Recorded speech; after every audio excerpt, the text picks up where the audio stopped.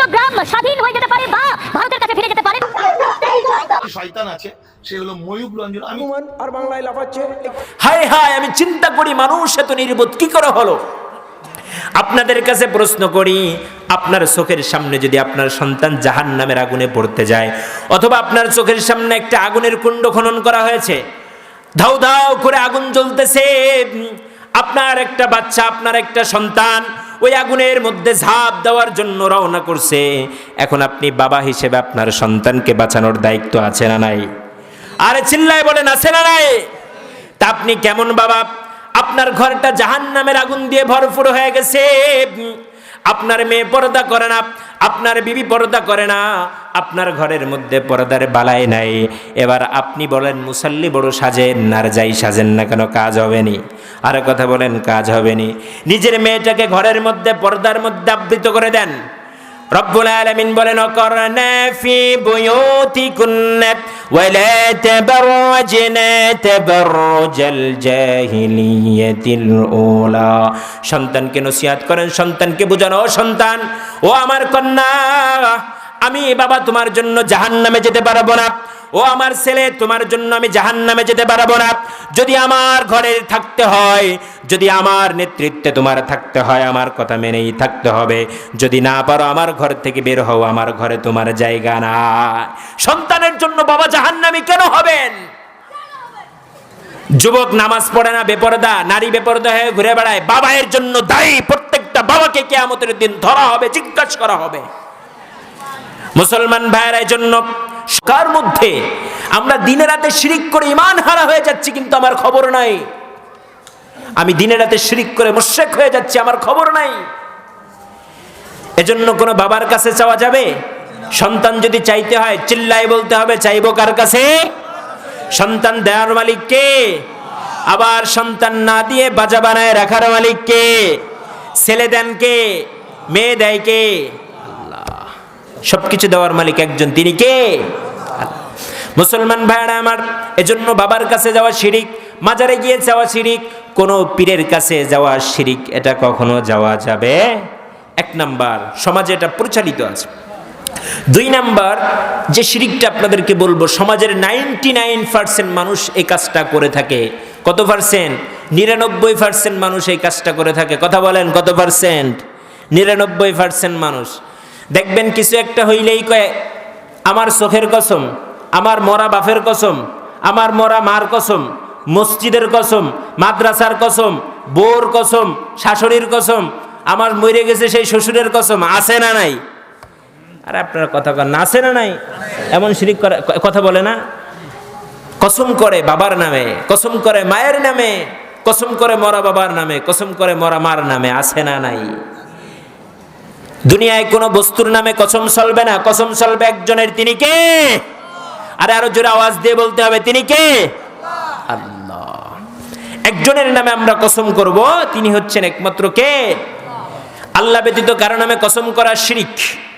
এটা আল্লাহর জাতের সাথে শিরিক হয়ে যাবে, আপনি সঙ্গে সঙ্গে মুশরিক হয়ে যাবেন। নতুন করে কালিমা পড়ে মুসলমান হওয়া দরকার আছে না নাই? রাসূল বলছে, এমন ঘটনা যদি তোমাদের কেউ হয়ে যায়, নতুন করে কালিমা পড়ে মুসলমান হও, নতুবা তোমার মুসলমানিত্ব টিকবে। এজন্য যদি কসম করতে হয়, কসম করবে একজনের নামে, তিনি কে? তাহলে এই জিনিসটা সমাজের 99% মানুষ করে কি করে না? কথা বলেন, 99% মানুষ কসম করে কি করে না? আল্লাহর কসম বাদ দিয়ে দিয়ে কয় বাবার কসম, মার কসম করা যাবে। মা বোনদের মধ্যে এই আচরণটা বেশি পাওয়া যায়। ঝগড়া লাগলেই কয় আমার মরা বাপের কসম, আমার মরা মার কসম। আছে না নাই? খবরদার, হুঁশিয়ার, সাবধান। কসম হতে হবে আল্লাহর নামে। এমনি কসম করা তো উচিত না। যদি কখনো করেন আল্লাহর কসম, এটা বলতে পারেন। যদি কোনো ব্যক্তি কসম করে, মিথ্যা কসম করে, অনেকে তো মিথ্যা কসম করে, মিথ্যা কসম করলে সঙ্গে সঙ্গে আপনার উপর কাফফারা ওয়াজিব হয়ে যায়। কি হয়ে যায়? কথা বলেন। কোন একটা বিষয় সত্যি প্রমাণ করার জন্য আপনি মিথ্যা কসম করলে আপনার উপর সঙ্গে সঙ্গে কাফফারা ওয়াজিব হয়ে যাবে। 3 নাম্বার হলো তামিমা। একটা হচ্ছে তাওয়িজ, আরেকটা হচ্ছে তামিমা। দেখবেন যারা তাবিজ বিক্রি করে, কিছু তাবিজ আছে এর মধ্যে শিরকি শব্দ রেখে। এই ধরনের তাবিজ, যেটাকে তামিমা বলে, এটা ব্যবহার করা শিরিক। আর এই তাবিজের উপর বিশ্বাস করা শিরিক। কথা বলেন কি? কিন্তু যদি কোরআনের আয়াত লেখা থাকে, যদি কোরআনের কোনো শব্দ লেখা থাকে, কোরআনের কোনো সূরা লেখা থাকে, আয়াতুল কুরসি লেখা থাকে, এমন যদি কোনো শব্দ লেখা থাকে যেগুলো দিয়ে আপনি শেফা পেতে পারেন, তাহলে সেটা বৈধ, ব্যবহার করা জায়েজ। কিন্তু সুন্নাহ হলো রুকিয়া করা, ঝাড়ফুঁক করা, আমল শিখায় দেওয়া। মুসলমান ভাইরা আমার, এজন্য তাবিজের কাছে যাব না, না পারলে যাব না, কিন্তু তাবিজ যদি ব্যবহার করি কোরআনের কোন আয়াত দিয়ে, কারণ আল্লাহ রাব্বুল আলামিন কোরআনুল কারীমের মধ্যে বলে ওয়া নুনাজ্জিলু মিনাল কোরআনি মা হুয়া শিফাউ ওয়া রাহমাতুল লিল মুমিনিন। পড়ে আল্লাহু আকবার। রাব্বুল আলামিন বলে আমি কোরআনকে তোমাদের জন্য শেফা হিসেবে মুমিনদের জন্য নাজিল করেছি। যদি আপনি এটা পুঙ্খানুপুঙ্খ ব্যবহার করতে পারেন, এর মধ্যে শেফা আছে না নাই? কথা বলেন, শেফা আছে না নাই? তাহলে এই তাওহীদ যেটা শিরকি শব্দ লেখা থাকে, এটা ব্যবহার করা যাবে না, এটা শিরক, এটা ব্যবহার করা যাবে না। 2 নম্বর হচ্ছে রুকিয়া। 4 নম্বর হচ্ছে রুকিয়া করা। এক ধরনের রুকিয়া করে, ফু দেয়, এই ফুয়ের মধ্যে কিছু শিরকি শব্দ উচ্চারণ করে ফু দেয়, এটা জায়েজ নাই, কিন্তু রুকিয়া করা সুন্নাত। রাসূল আকরাম সাল্লাল্লাহু আলাইহি ওয়াসাল্লামের সাহাবীরা যুদ্ধে গেছেন, প্রচন্ড ক্ষুধার্ত, খাবার নাই। এমন অবস্থায় রাসূল আকরাম সাল্লাল্লাহু আলাইহি ওয়াসাল্লামের সাহাবায়ে কেরাম কারো কাছে গিয়ে বললেন, এই ইহুদিরা তোমরা আমাদের একটু খাবার দাও। বলে না, মুসলমানদেরকে আমরা খাবার দিব না। তারা কিছুক্ষণ পরে তাদের যিনি নেতা ছিল, নেতা অসুস্থ হয়ে গেল। অসুস্থ হওয়ার পরে মুসলমানের কাছে এসে বলে, মুসলমানরা তোমরা শোনো, তোমাদের মধ্যে কেউ ডাক্তার আছে নাকি? আমাদের নেতা তো অসুস্থ হয়ে গেছে, আমাদের ইহুদিদের নেতা তো মরণাপন্ন হয়ে গেছে, যদি তোমরা তাকে বাঁচাতে পারো একটু বাঁচাও। বলে বাঁচাতে পারি, সত্য আছে, আমাদেরকে ছাগল দিতে হবে। কি দিতে হবে? ছাগল দিতে হবে। কয় তাই নাকি? কয় তো এমনি তো দিবি না, এমনি তো দিবি। এবার রুকিয়া করার জন্য ওই সাহাবি গেছে। সাহাবি যে রুকিয়া করছে, তাদের ওই মরণাপন্ন নেতা সুস্থ হয়ে গেছে। পড়েন আল্লাহু আকবার। এবার এই ছাগলগুলো নিয়ে এবার সাহাবায়ে কেরাম কয়, আরে ভাই তুই তো ফু দিয়ে ছাগল আনলি, এইটা খাওয়া কি জায়েজ আছে নি? কয় তালি ল নবীর কাছে যায়। দৌড়াইছে নবীর কাছে, যে বলে ইয়া রাসূলুল্লাহ, ইয়া হাবিবাল্লাহ, এক লোক অসুস্থ ছিল, তাকে আমি রুকিয়া করেছি, ফু দিয়েছি। ফু দেওয়ার পরে সে সুস্থ হয়ে গেছে। এখন তার ফু দেওয়ার পরে বিনিময় হিসেবে আমাদেরকে ছাগল দিয়ে সেটা খাওয়া যাবে কিনা? রাসূল আকরাম সাল্লাল্লাহু আলাইহি ওয়াসাল্লাম বলেন, তোমরাও খাও, আমাকেও দাও। পড়ি সুবহানাল্লাহ। তোমরাও খাও, আমাকেও দাও। এবার রাসূল জিজ্ঞাসা করে, কিরে তুই কি পড়ে ফু দিলি? বলে ইয়া রাসূলুল্লাহ, ইয়া হাবিবাল্লাহ, 7 বার আমি সূরাতুল ফাতিহা পড়ে আমার ঠোঁট থেকে একটু নালা নিয়ে, একটু স্যাপ নিয়ে আমি ক্ষত স্থানে লাগায় দেওয়ার সঙ্গে সঙ্গে তাদের নেতা ভালো হয়ে গেছে। পড়ি আল্লাহু আকবার। এজন্য কোরআন থেকে শেফা নেন। রাতের বেলা আপনার সন্তান কান্নাকাটি করতেছে, সূরাতুল ফাতিহা পড়ে দম করেন, সুস্থ করে দেওয়ার মালিক কে? মুসলমান ভাইরা আমার, তাহলে আমরা 4 নাম্বার আলোচনা করলাম। 5 নাম্বার সমাজে প্রচলিত শিরক হলো, 5 নাম্বার সমাজে প্রচলিত শিরক হলো গণকের কাছে হাত দেখানো, গণকের কাছে যাওয়া। গণকের কথা বিশ্বাস করার সঙ্গে সঙ্গে আপনার ঈমান বরবাদ। 40 দিনের যে ইবাদত করেছিলেন সব বরবাদ করে নিয়েছেন কে? গণকের কাছে গিয়ে গণকের কথা বিশ্বাস করা, এটা শিরক। আপনার কোনো ইবাদত কবুল হবে না গণকের কথা বিশ্বাস করলে। খবরদার, এই থেকে দূরে থাকি। 6 নাম্বার প্রচলিত শিরক, অশুভ লক্ষণ। এটা সমাজের মধ্যে অ্যাভেলেবেল। সকালবেলায় ঘর থেকে বের হইছে, বাথরুমের দিকে রওনা দিছে, হঠাৎ করে একটা ইট পায়ের মধ্যে বাজছে। তাই গায়ের রে, সকালে যে কার মুখটা দেখে ঘুম থেকে উঠছিলাম, শুরুই হয়েছে বিপদ দিয়ে। আছে না নাই?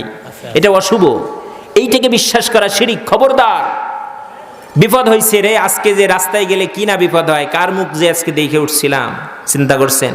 আবার দেখবেন কিছু দোকানদার আছে, সকালবেলায় দোকানটা খুলছে, আপনার বাড়িতে মেহমান আসছে, এক দৌড় দিয়ে দোকানদারের সামনে গিয়ে দাঁড়িয়েছেন। দাঁড়ানোর পরে দোকানদারকে বললেন, ভাই আমাকে একটু সদাই দাও। এবার দোকানদার কয়, সবে মাত্র দোকানটা খুললাম, এখন যদি তোরে বাকি দিই আমার সারাদিন আমার দোকানে আর বরকত হবে না। পড়ি নাউজুবিল্লাহ। আরে জোরে পড়ে নাউজুবিল্লাহ। এমন দোকানদার সমাজে আছে না নাই? হ্যাঁ, চিন্তা করছেন এই দোকানদারের অবস্থা কি হবে? শিরক করে ফেললো সঙ্গে সঙ্গে। যদি আপনি এই কথা বলেন যে তোকে আমি যদি সকালবেলায় বাকি দিই তা সারাদিন আমার দোকানে বরকত হবে না, এটা শিরক। খবরদার, সাবধান। দোকানদার এই কথা বলা যাবে? সর্বশেষ 7 নাম্বার ছোট শিরিক। রাসূল আকরাম সাল্লাল্লাহু আলাইহি ওয়াসাল্লাম সাহাবায়ে কেরামকে ডেকে বলো, সাহাবায়ে কেরাম তোমাদের একটা ব্যাপারে আমি খুব আতঙ্ক, খুব ভয় পাই, সেটা হলো ছোট শিরিক। সাহাবায়ে কেরাম জিজ্ঞাসা করে, ইয়া রাসূলুল্লাহ, ইয়া হাবিবাল্লাহ, ছোট শিরিক কি? রাসূল বলে, লোক দেখানো ইবাদত। লোক দেখানোর জন্য সুন্দর করে নামাজ পড়ে, যখন পাশে একজন মুসাল্লি থাকে তার রুকুগুলো সুন্দর হয়, সেজদাগুলো সুন্দর হয়। যখন একা একই নামাজ পড়ে খালি রুকু আর সেজদা, খালি বগের ঠোক মারে আর ওঠে, আছে না নাই? আবার সমাজের মধ্যে বড় দানবীর সাজার জন্য দান করে, বড় বড় কিছু সাজার জন্য সমাজে অনেক বড় বড় করে, কিন্তু দিলের নিয়াত হচ্ছে কি, আমি বড় দানবীর, আমাকে মানুষ বলুক, আমাকে বড় ক্ষমতাশালী বলুক। এমন নিয়াত থাকলে, এমন লোক দেখানো যদি কোনো কাজ করে, এই ইবাদত আল্লাহর কাছে পৌঁছাবে না। এই ইবাদত দিয়ে আপনি জাহান্নাম থেকে মুক্তি পাবেন না। কথা বলেন ঠিক না বেঠিক? তাহলে যে 6টা বললাম মনে আসেনি? এই 6টা মানতে পারবো? প্রচলিত এই 6 শিরিক থেকে আল্লাহ আমাদের সকলকে রক্ষা করুক। চিল্লায় পড়ে আমিন। আর একটু জোরে বলি আমিন। নসিহত করতেছে লোকমান হাকিম সন্তানকে, বলিয়া বুনাইয়া লা তুশরিক বিল্লাহ, খবরদার তুমি শরক করো না। এবার এখানে কোন বাবা আছেন তার সন্তানকে ডেকে ডেকে শিখায়া দিবেন, ও সন্তান খবরদার তুমি শিরিক করো না, খবরদার তুমি নামাজ কাজা করো না, খবরদার আল্লাহর হুকুম কখনো অমান্য করো না। লোকমান হাকিম শিক্ষা দিয়ে যায়, খবরদার তোমরা সন্তানকে এইভাবে ওসিয়াত করো, এইভাবে নসিহা করো। সন্তান অপরাধ করছে, ঘরের মধ্যে বসে সুন্দর করে নসিহা করেন।